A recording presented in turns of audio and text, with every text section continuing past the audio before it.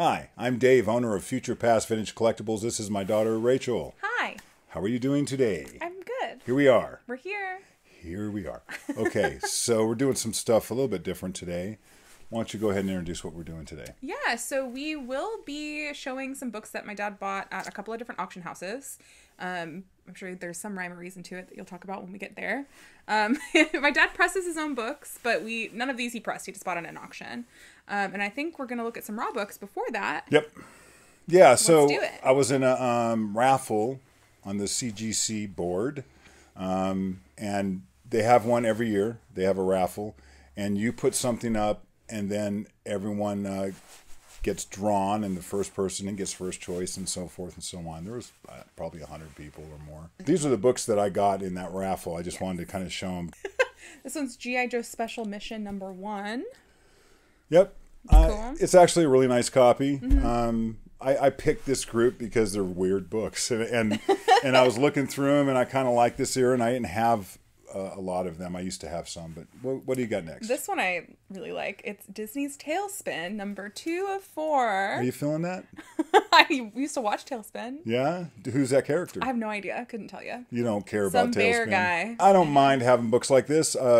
For the last couple of years, I've been building up a stockpile. I really want to have a back stock of books from the 80s and not as much the 90s, but I do, just because I bought a lot of books in the 90s. Well, we have had many copies of this. It's The Simpsons. And the #1. poster was not included. It wasn't. No. These are usually polybagged, aren't they? So They are. it got unpolybagged. But it's cool. I really like this book. It's also a nice copy. Yeah, I don't mind having that. Looks good in the bag. I had just got one of those graded at 9.8. Yeah, we did. We Sold did. for like, I don't remember, 150 We sold it raw bucks, too or- a couple times. Yeah, I had 3 copies on my PC. Yeah, and we sold them. So now you get another one. Now I have another one. You'll never not have one. The Punisher #1. Actually, a really nice copy. It's a little dirty on the back cover, and it's got a couple of very, very small spine ticks. I think it's at least in near mint when I clean it up and do what I do. I press and clean comics, and yeah, I really enjoy doing that, by the way. So yeah, that's a nice copy. This is the volume 2. So Punisher, if you're not aware and you don't collect Punisher, showed up in Amazing Spider-Man issue 129, and it took a while for him to get a miniseries, and he did it a couple of years before this. Mike Zeck miniseries, very cool. Not collected as much. It was a really popular book 30 years ago. I mean, and so this is his first long-running series, and then he came out with Punisher War Journal and some other stuff. But this book's somewhat popular, so it's always nice to have a copy of this. Personally, I like to just keep it around for nostalgic reasons, if nothing else. I don't think Punisher's going anywhere. Anyway. And then this is the last one. It's Uncanny X-Men #113. Yeah, that's a nice book to have. It's really dirty. It is. But I can clean that up. So I'm going to look at it. I don't think it's low grade when I'm done. Right now, it's just dirty. Spine ticks. We'll see. Yeah, we'll see how it goes. I think it's going to be okay when I fix it up. Anyway, We'll see. Nice to get those. Yeah, nice little prize. So somehow I have adopted Something That's Killing the Children #1 as a pet topic. And it really has little to do with this book and more to do with knowing how to price things and knowing how to watch the market. And it's what I do it every day. I'm looking at books every single day, 7 days a week. I do this full time. You wouldn't believe me if I told you how much time I spend looking at stuff. Something That Is Killing the Children. There was a fly in that ointment a little bit because the software had misreported some sales. And I was actually on a Facebook group, and somebody was complaining that this book had dropped drastically and wanted to know why and if it's even worth keeping. And it really hasn't. It was $1,000, $1,100 at its height. And it went down to $600. For a modern book at $600 that came out in 2019, that is really not worth nothing, right? If you spend $1,000, then you're hurting. It wasn't overprinted. There wasn't a lot of immediate cover Bs and cover Cs. They came out later, and it kind of saturated a lot of the sales as they did come out. So this particular book, I like it. As the person made that comment, I just commented and said, actually, that's not correct. And I explained what I explained on an earlier episode of our channel, that there was 2 bad sales in there that were throwing it off in CLZ, which is the software we use to catalog our comics. And what I'm going to do, every day I update particular folders to see what the values on those comic books are. I had left a message in that Facebook group, which was also the CLZ Facebook group, that CLZ moderates. And all of a sudden I started getting tagged by the moderators. And somebody had reached out and said, hey, you really should just tell us immediately whenever you see something like that. In the beginning, when I got the software, I emailed them a few times, CLZ themselves, and they did a pretty good job of getting back with me. This isn't a CLZ issue, I think, as much as it is a cover price issue, that they got the price wrong. Somehow they gleaned the wrong information. Because CLZ and Cover Price, which is another company, they merged together recently. So. Yeah, so that now they're using their services for pricing. It's a great tool. You should never put all your weight on it. I always do more research, and I don't know what other people should do. We talk about that a lot. I do a lot of research, to understand what something's worth, what I'm willing to pay for it, compared to what someone's asking, which is usually different. Show the screen. This is what I look at every day, and this is one of my folders, right? It shows the price. It went from $102 to $542 overnight. First fix. So that, I saw that. I'm like, okay, they're on it. So the next day, when I logged on and looked at what the values were, what did it go up on the next day? It was from $542 to $585. Okay, so another $43. 8%, another $43. And then what was it the next day? The next day, it went from $578 to $598. So I want you guys to know that on the episode I put out weeks ago, it's a $600 book. Still. And I got frustrated because the channel was talking about you could get one for $400. We looked. We tried to find the $400 copy. We love it. I felt like a rube. I mean, I really, I know that people do content on their channels they don't research. They might get it from a company or, they're just like telling you what the top 10 of cover price is, or what collector's comics, whatever it is, they're telling you something. One thing that we do on our channel, we actually look at this stuff, and I'm either going to buy it, I'm interested in it, or it's something in my sphere. I try to stay away from talking about action number one, telling you should invest, what a great deal it is, let me educate you. There's plenty of channels that do that. We do something different. We really like to talk about the books that I'm buying, that I like to sell, and things I focus on. It's tough in this business to focus on everything. Typically, yeah, if you're trying to focus on new books, that is a full-time job. Just the ordering, the cataloging, there's a full-time job. If you're going to go out and buy older collections, that's a full-time job, And then, if I took every 90s collection that drops into my lap, that's all I would sell, and that's boring. I mean, there are things I like in the 90s, but that's not my favorite era. But it's really what excites me about the hobby, and it's important as a hobbyist that stay focused on what I know best, and that's really going to be bronze, early copper, and late silver. We have 200 books at auction right now. We do. Yeah, so I sell a lot of my books at auction. I'm willing to take a hit on books that aren't popular. I have some books in there that I would get probably more than I would buy it now, because a lot of times not the right people are looking at them. So, what do we get from auctions? Yeah, so this first one you bought at Heritage Auctions. And it is Brave and the Bold number 72. It's Spectre and Flash. Murphy Anderson cover. Yeah, I dig it. 9/4. I mean, it's a 9/4, and I think it's got creamed off-white pages. It's creamed off-white. Yeah. The reason I bought this is because for the price, I got a good deal on it. I am going to crack it and try to increase the page quality on this. It also says it's the Forbidden Collection. Whenever you see a sticker like this, it's on the external case. Yeah, it's just a sticker. Doesn't mean it's not worth anything. You can buy a collection that could have been a pedigree, but something kept it out. Maybe there weren't enough books. Maybe this person had sold and bought books. Usually pedigrees are people that had the same collection. They didn't sell off major pieces of it or buy major pieces of it late in the game. They're people who collected when they bought, and that's why you won't see any modern era pedigrees. They're just, has been long enough. You might find some more Golden Age pedigrees or Silver Age pedigrees and the rare Bronze Age pedigree. But what happened was I don't know who, but some comic dealer or comic book store bought this collection, and it was noteworthy enough that they named it. Like the Monterey. No different than we name every collection we buy. Yeah. Right? Kind of like the Monterey. I assume it is. This is a nice book. Yeah. It's not as nice as the Monterey copy. I mean, Monterey books had a quality that's a little different. Yeah. But I'll let you know, because I'm going to crack this just for page quality. Try to get it to off-white white. Sounds good. All right, this next two are House of Secrets. We've seen this one before. Yeah. I actually don't have the data on this one because you bought it on eBay, but this is House of Secrets 87. We showed it a couple weeks ago, but this one is a 9.6 white pages. So what's noteworthy about that? Is that it's an old slab? Yeah. So these types of slabs, this design was the first either 2 or 3 years CGC was open. So 2001, 2002, 2003. It's not always successful to crack an old slab because they're not as tight in there. You could literally open it with your thumbs. I'm feeling it right now. And also the sleeve on the inside just peels open where now you have to cut them and they're airtight.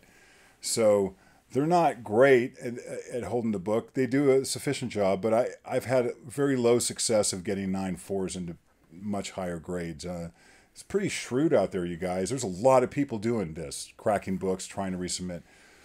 Wasn't my plan. To get a 9.6 white of this, I talked about it 2 episodes ago. To get a 9.6 white, fantastic. Here's the deal. I'm looking at it and I think I can improve it. Because it has a dirty back cover is what the issue is with this. There's a ding on the front cover I just noticed as well. There is. Right there. Like a nail ding. But I bet you could get that. This book has the attributes of a 9.8. Which is his dream. Well, I'll tell you, that book in 9.8 would be a 4-figure book. I would have a hard time valuating it $2,500. They're rare. How many 9.8s of that are there? Let me look. Are there is the first question. I don't even know if there are. If there is, there's probably one. 9.8s, none. They're not easy to find in the first place. And there's only 15 9.4s. That's still not very many. They're not. So you have 2 of the top graded ones. Yeah, I would own every one of them. I'm not even kidding. Have a whole short box of them. And PC, I'm talking about cracking this and looking at resubmit it because the back cover's dirty in a way I can clean. Yep. You got a 9.8 out of this? Well, it would go on my PC, but one day I'll sell it. But it turns into thousands of dollars, and it's like one of my personal favorite Neil Adams covers. Not because I think it's his best art, but I think the theme of it is so fun. I'll probably talk about this book again. It's a Westworld style story going on here, and you can make your own story up just by why is the puppy there on a table? Because it's Neil Adams.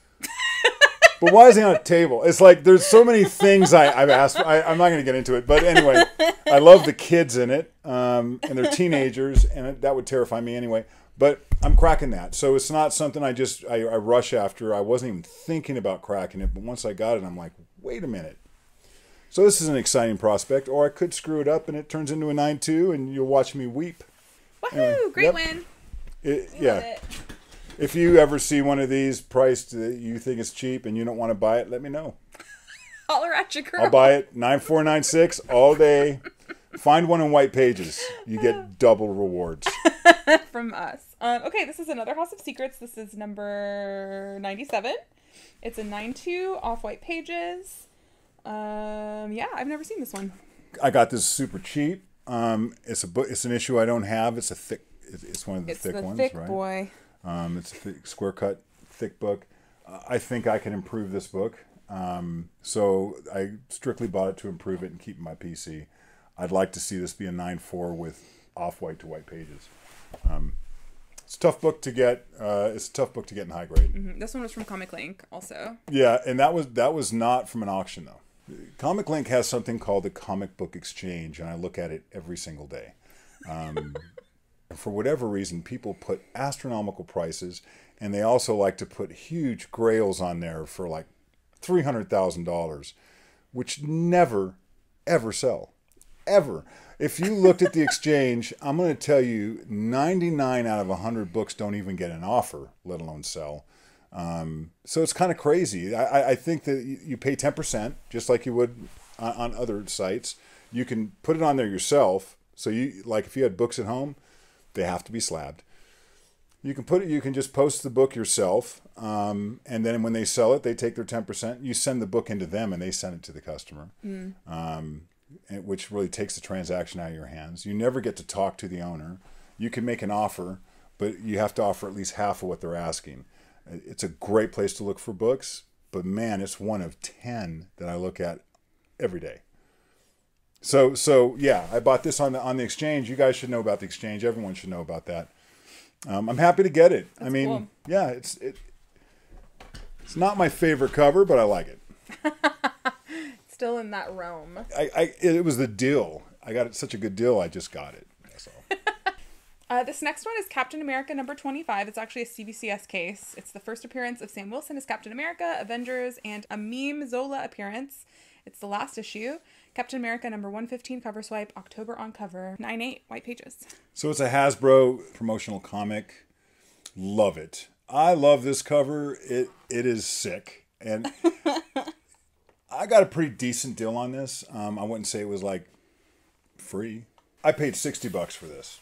And by the way, CBCS does a fantastic job. I know that they don't get as much, but it's not because they don't have good graders. And they do a great job. So I like this book. This is PC. 2014. I didn't mention the year. 2014, yep. I like this modern kind of animation. It almost makes it look plastic. You know, it just has it has a different feel to it. And come on, man, the Cosmic Cube. It's one of my favorite covers when he's holding the Cosmic Cube. And I think in the original, he had the Cosmic Cube in his hand. It was like this big the first time that Red Skull ever had it in his hand. It was like, I don't know, the size tiny. Of a dice. Keeps getting bigger. Someday it'll be as big as the world. It is the world. We are living in the Cosmic Cube. That's what the James Webb space thing told us, that we're all living in we're in a cube. Cube. The hand cube. All right. This is Uncanny X-Men number 142 from 1981. It's a 9/8 white pages. Deaths of alternate future Wolverine, Storm, and Colossus. It's got the Sentinels, Robert Kelly, and Brotherhood of Evil Mutants appearance. So I really like this Terry Austin cover. Fantastic. And it's following up another fantastic cover. This is a two-part story. Days of Future Past. You like that name? We've ever heard of it? So yeah. Future Past. I recently cracked one out of a slab. Yeah, we just showed one of these. Yeah, but this is PC. This is PC all over. This goes. I have a 9/8 of the previous issue. That's super nice. I love the way this book is set just perfectly. It's perfectly squared. It's just a great copy. I did not get a good deal, but I got a fair deal of what it's going for now. So I just wanted to tuck it in. Yeah. Buy it and tuck it in. Okay, we've got three more. West Coast Avengers number 45.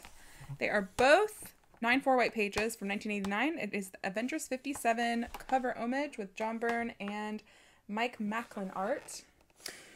These are basically identical. Yeah, they are. I haven't really looked at them yet. Here's something I wanted to bring up too. I don't know if you guys noticed that in the last 12 months, CGC has gotten much tighter at grading, and some people had issues. Books that have been submitted in the last 12, 18 months, I have noticed some of them have just been too strictly graded. And if you crack them out, sometimes you can just send it back in and get a higher grade. Or sometimes there's so many people pressing comic books now. I think you have a lot of ineffective pressers out there that did not. My first 6 months pressing, come on.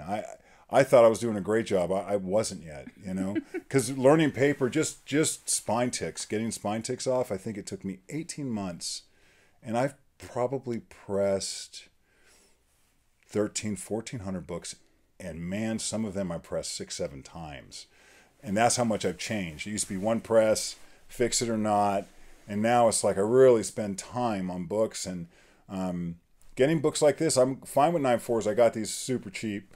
I like this book personally. I have a 9/8 right now that will probably end up in my PC. I dig it.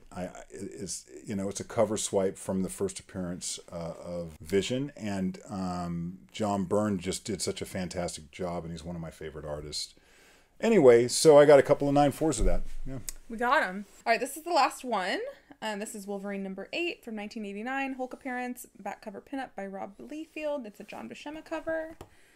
Yeah, love this cover. May I see that? Yeah. So I had some of these. I bought these new. Mm-hmm. Super hard to get. I mean, I think I got 2 copies, but I only had one whenever I looked at my collection again after all that time. So I might have sold one at some point. Or it's hiding somewhere. I'm looking at this copy though. It's got a spine roll, and that's why it's a 9/4. And first thing I did is I looked on it just to show you. I looked on the back cover because this back cover is notorious for color rub, and you can see why. It's just so black. This one looks great. So I'm looking at this. I'm like, wow, if this isn't a 9/8, it's a 9/6. I'm cracking this thing for sure. It's not why I bought it. I bought it because it was cheap and I didn't own a copy of it at all. Yeah. Not that I want a 9.4, I want a 9.8, but I like having stuff on hand. So I'm cracking that, and I'll let you guys know what happens with it. Yeah, perfect candidate for what I'm saying. That I think that people are doing ineffective jobs pressing, and the graders were too strict. So there's some opportunities on books that have been graded in the last year and a half. And I really enjoy pressing and cleaning comic books. It's like it's really, I enjoy it as much as other parts of the hobby. It's fun to get inside a comic book, look at it, and repair small things. The most fun is when you get done and no one could ever tell the difference. I'm looking for bouncy.